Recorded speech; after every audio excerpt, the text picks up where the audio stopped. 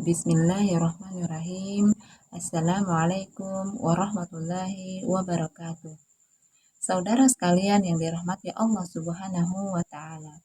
Perkenalkan, nama saya Waode Indrawati. Saya adalah mahasiswi RPL kelas C, Program Studi Pendidikan Guru, Pendidikan Anak Usia Dini, Fakultas Keguruan dan Ilmu Pendidikan Universitas Muhammadiyah Kendari. Pada kesempatan ini, insya Allah saya akan menjelaskan tata cara wudhu, tayamum, dan mandi wajib sesuai tuntunan Rasulullah SAW yang sesuai dengan tarjih Muhammadiyah. Baiklah, langsung saja pada poin pertama adalah cara wudhu sesuai tuntunan Rasulullah SAW. An Abi Hurairah qala qala Rasulullah SAW, la salata liman la wudu'a lah, wa la wudu'a liman lam yudhkar asmallaha ta'ala alaih. Rawahu Abu Dawud wa Ibnu Majah wa Ahmad. Dari Abu Hurairah radhiyallahu an, ia berkata, Rasulullah SAW bersabda, tidak sah salatnya orang yang tidak berwudu dan tidak ada wudu bagi orang yang tidak menyebut nama Allah Subhanahu wa Ta'ala. Secara rinci, tata cara wudhu yang dikerjakan Rasulullah SAW adalah sebagai berikut. Langkah pertama, membaca Bismillahirrahmanirrahim dengan niat yang ikhlas karena Allah Ta'ala dan membasuh telapak tangan 3 kali. Bismillah.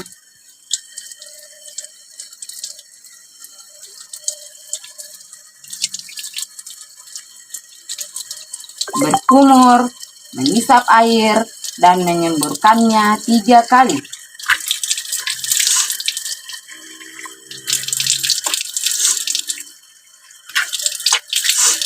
Langkah ketiga, membasuh seluruh muka 3 kali.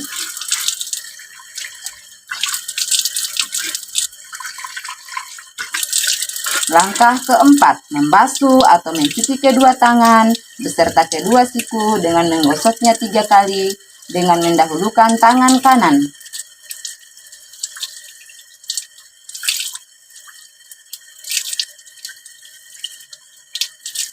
Langkah kelima, mengusap kepala dengan menjalankan kedua telapak tangan dari ujung muka kepala hingga tengkuk dan mengembalikan kedua telapak tangan itu seperti semula.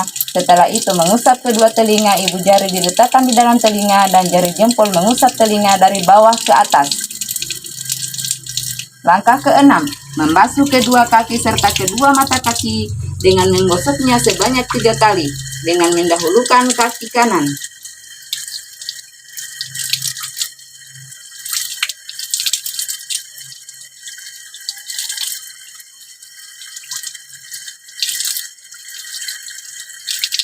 Langkah ketujuh, membaca doa setelah wudhu. Asyhadu an la ilaha illallah wahdahu la syarikalah wa asyhadu anna Muhammadan abduhu wa rasuluh. Asyhadu an la ilaha illallah wahdahu la syarikalah wa asyhadu anna Muhammadan abduhu wa rasuluh. Selanjutnya, poin yang kedua adalah tata cara tayamum sesuai tuntunan Rasulullah SAW. Teman-teman sekalian yang dirahmati oleh Allah Subhanahu wa Ta'ala.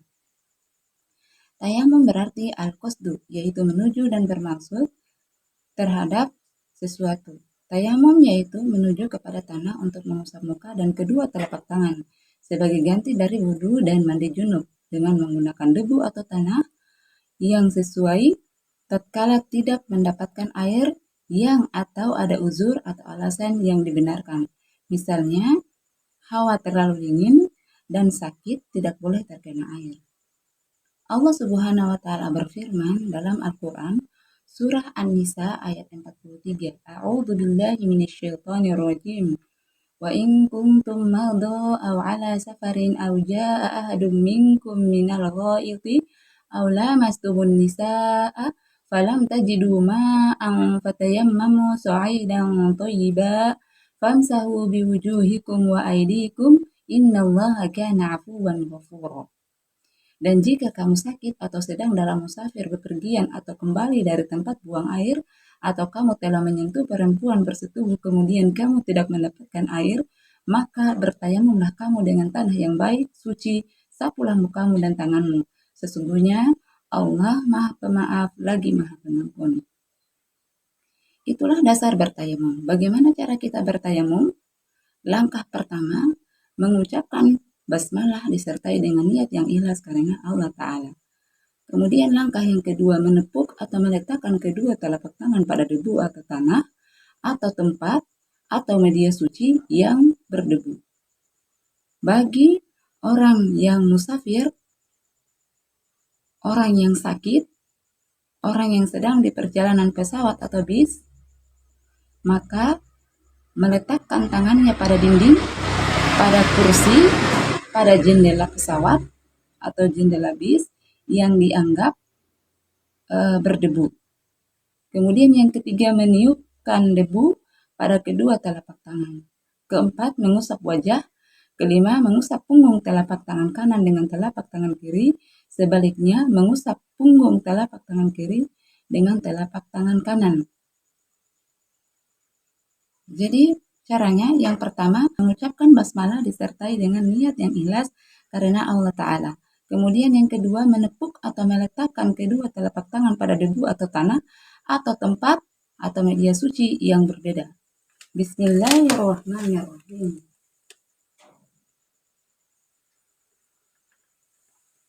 Kemudian kita tiup debu pada kedua telapak tangan kita. Mengusap wajah.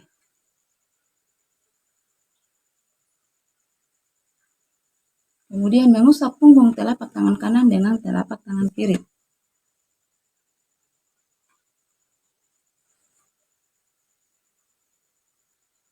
Sebaliknya, mengusap punggung telapak tangan kiri dengan telapak tangan kanan.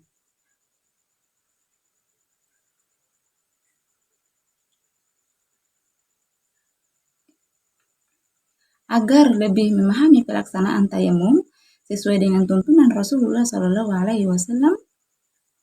maka Rasulullah SAW pernah bersabda, "Innama kana yakfika hakadha fataraba an-nabiyyu sallallahu alaihi wasallam bikaffaihi al-arda wa nakhafa fihima thumma masaha bihima wajahahu wa kaffaihi." Rawahu al-Bukhari. Sesungguhnya mencukupi bagimu begini, lalu beliau meletakkan kedua telapak tangannya di tanah dan meniupnya, kemudian mengusap muka dan kedua telapak tangannya. Hadis riwayat Al-Bukhari. Sama halnya berwudu. Bertayamum dimulai dengan membaca basmalah. Hal ini berdasarkan hadis yang diriwayatkan dari Abu Hurairah, "Kullu amrin dzibalin la yubda'u fihi bismillahirrahmanirrahim aqta'u." Rawahu Abdul Qadir Ar-Ruhawi. Segala perkara yang berguna yang tidak dimulai dengan bismillahirrahmanirrahim itu tidak berguna. Hadis riwayat Abdul Qadir Ar-Ruhawi. Demikianlah tata cara bertayamum. Assalamualaikum warahmatullahi wabarakatuh. Dan yang selanjutnya, poin yang ketiga adalah tata cara mandi wajib sesuai tuntunan Rasulullah SAW. Teman-teman sekalian yang dirahmati oleh Allah Subhanahu wa Ta'ala. Dasar hukum mandi wajib adalah firman Allah Subhanahu wa Ta'ala dalam Al-Quran, surah Al-Maidah ayat 6. Wa in kuntum junuban fattahharu. Dan jika kamu junub, maka mandilah. Kemudian dijelaskan pula dalam hadis. Yang pertama, hadis yang diriwayatkan dari Ali radhiyallahu an. Kuntu rajulan madda'a fasa'altu an-nabiyya sallallahu alaihi wasallam faqal fil madhi al-wudu wa fil mani al-ghuslu. Rawahu Ahmad wa Ibnu Majah wa Tirmidzi. Adalah aku orang yang sering mengeluarkan mazi. Maka aku bertanya kepada Nabi sallallahu alaihi wasallam. Maka jawabnya, keluar mazi harus wudu dan keluar mani harus mandi. Hadis riwayat Ahmad, Ibnu Majah dan At-Tirmidzi. Kemudian hadis yang kedua, hadis yang diriwayatkan dari Ummu Salamah. Ya Rasulullah, innallaha la yastahi minal haqqi, fahal 'alal mar'ati al-ghuslu idza talamat? Qala na'am, idza ra'atil ma'a. Rawahul Bukhari wa Muslim. Hai Rasulullah Shallallahu Alaihi Wasallam, sungguh Allah tidak malu dari barang hak adalah wajib mandi bagi wanita kalau mimpi. Beliau Shallallahu Alaihi Wasallam menjawab, ya, kalau melihat air. Hadis riwayat Al-Bukhari dan Muslim. Kemudian yang ketiga dijelaskan dalam hadis yang diriwayatkan Abu Hurairah. Apabila seorang bersetubuh, maka wajiblah mandi. Hadis riwayat Abu Bukhari, Muslim, dan lain-lain. Kemudian yang keempat, hadis yang diriwayatkan dari Aisyah, hadis riwayat Al-Bukhari, bahwa Fatimah binti Abu Hubaish berair merah istihadhah, lalu menanyakan kepada Nabi Shallallahu Alaihi Wasallam, maka beliau bersabda, itulah darah penyakit, bukan haid. Kalau kamu berhaid, tinggalkanlah sholat, dan kalau kamu sudah selesai mandi, mandilah, lalu sholatlah. Hadis riwayat Al-Bukhari. Jadi berdasarkan firman Allah dari hadis tersebut, orang yang wajib mandi adalah orang yang melakukan hubungan suami istri. Yang pertama, orang yang melakukan hubungan suami istri. Yang kedua, mengeluarkan mani karena bermimpi.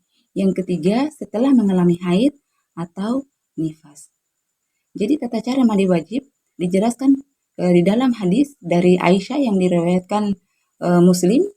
Jadi berdasarkan hadis yang diriwayatkan Aisyah radhiyallahu anha, yang hadisnya itu ya, kana idza tasala binal janabati yabda'u fayaghsilu yadayhi thumma yafriu biyaminihi ala shimalihi fayaghsilu farjahu thumma yatawaddau wudu'ahu lis-sholati thumma ya'khudhul ma'a wa yudkhilu asabi'ahu fi usuli sya'ri hatta idza ra'a an qad istabra'a hafana ala ra'sihi salasa hafanatin afadha ala sa'iri jasadihi summa ghasala rijlaihi, rawahu Muslim. Bahwa Nabi Shallallahu Alaihi Wasallam itu kalau mandi karena junub, beliau mulai membasuh kedua tangannya, kemudian menuangkan dengan tangan kanannya pada tangan kirinya, lalu mencuci kemaluannya, lalu berwudu sebagaimana wudu untuk sholat, kemudian mengambil air dan memasukkan jari-jarinya di pangkal rambutnya, sehingga apabila beliau merasa bahwa sudah merata, beliau siramkan air untuk kepalanya 3 tuangan, lalu meratakan seluruh badannya, kemudian membasuh kedua kakinya. Hadis riwayat Muslim. Jadi berdasarkan hadis tersebut, tata cara mandi wajib adalah, yang pertama, mulailah dengan membasuh atau mencuci kedua tangan dengan niat yang ikhlas karena Allah Ta'ala. Kemudian yang kedua, lalu cucilah kemaluan. Ketiga, berwudu sebagaimana wudu untuk sholat. Yang keempat, kemudian ambillah air dan masukkanlah jari-jari tanganmu pada pangkal rambut dengan disertai wangi-wangian sampai merata. Bagi perempuan, hal itu dikerjakan sesudah rambut dalam keadaan terlepas. Kemudian yang kelima, mulailah dengan menyiram air pada bagian sisi kanan kepala 3 kali, kemudian pada sisi kiri demikian pula. Setelah itu, siramlah seluruh tubuh dan digosok. Kemudian yang keenam, basuhlah kedua kakimu dengan mendahulukan yang kanan atas yang kiri, dan jangan lupa tidak boleh berlebih-lebihan dalam menggunakan air. Begitulah tata cara mandi wajib, dan marilah kita selalu ittiba kepada Rasulullah Shallallahu Alaihi Wasallam. Begitulah tata cara mandi wajib yang dijelaskan oleh Rasulullah Shallallahu Alaihi Wasallam. Assalamualaikum warahmatullahi wabarakatuh.